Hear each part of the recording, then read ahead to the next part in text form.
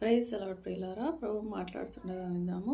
Satan accuser, అంటే మన మీద నేరారోపణ చేసే పనే అనేది. సతాన్ పని అంటేనే మనల్ని అక్యూజ్ చేయడం, అంటే మన మీద ఎప్పుడు ఆ, మనల్ని మా ఎప్పుడు కూడా డిసప్పాయింట్ చేయడం, మనల్ని ధైర్యం లేకుండా చేయడం, మనల్ని ఎప్పుడు ఆ, మనం ముందుకు సాగకుండా చేయడం. సో మన థాట్స్ని ఎక్కువగా అటాక్ చేస్తుంటాడు సతాను. తర్వాత చుట్టూ ఉన్న ప్రజలను కూడా వాడుకుంటూ నీ చేత కాదు, నీ వల్ల కాదు, నీ వాయిస్ చేసేది.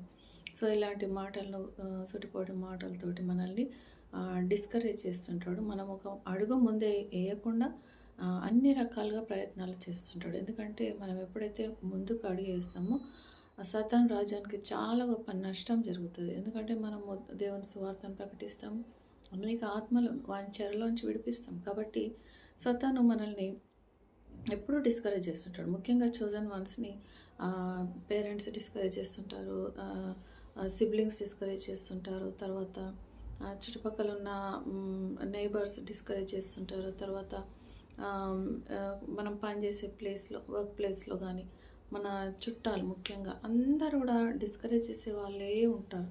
ఎందుకంటే సాతాను వీళ్ళందరినీ వాడుకుంటుంటాడు. ముఖ్యంగా పేరెంట్స్ని ఎక్కువ వాడుకుంటాడు. నీ చేత ఏమవుతుందిరా, ఇంకేదన్నా చూసుకో. సో ఇలాంటి మాటలు మనం చాలా వింటుంటాం మన జీవితంలో. లేకపోతే ఎక్కువ బైబిల్ చదువుతుంటూ నీ కోపం ఎందుకు వస్తుంది? కోపం వస్తుంది, మరి దేవుని చిత్తం నెరవేరకుంటే కోపం వస్తుంది. మరి దేవుడు కూడా కోప్పడ్డాడు, కానీ ఆ రోజు క్షమించేశాడు. సో ఇవన్నీ మనల్ని సూటిపోటి మాటలతోటి మైండ్ని అటాక్ చేస్తుంటారు. ఎందుకంటే they want to keep us busy.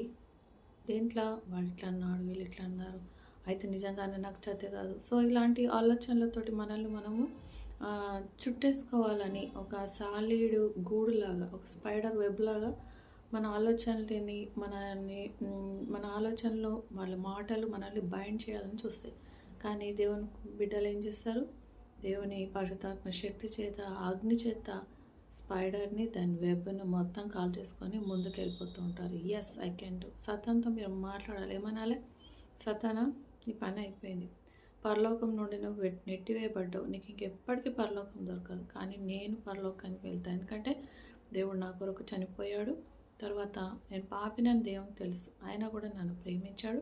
తర్వాత నేను పరలోకానికి వెళ్తాను, నీ స్థానంలో నేను వెళ్తా, కాబట్టి నువ్వు నన్ను ఓరుస్తలేవు అని మనం సతాన్తో మాట్లాడి, సతాన్ నోరు మూపించి మనం దేవునికి ముఖ్యమైన స్థానం ఇచ్చి దేవుని పనిలో మనం ముందుకు వెళ్ళిపోతుంటే దేవుడే సాయం చేస్తుంటాడు. సో మనల్ని మనమే శక్తిమంతులుగా అనుకోవాలి. ఆమేన్.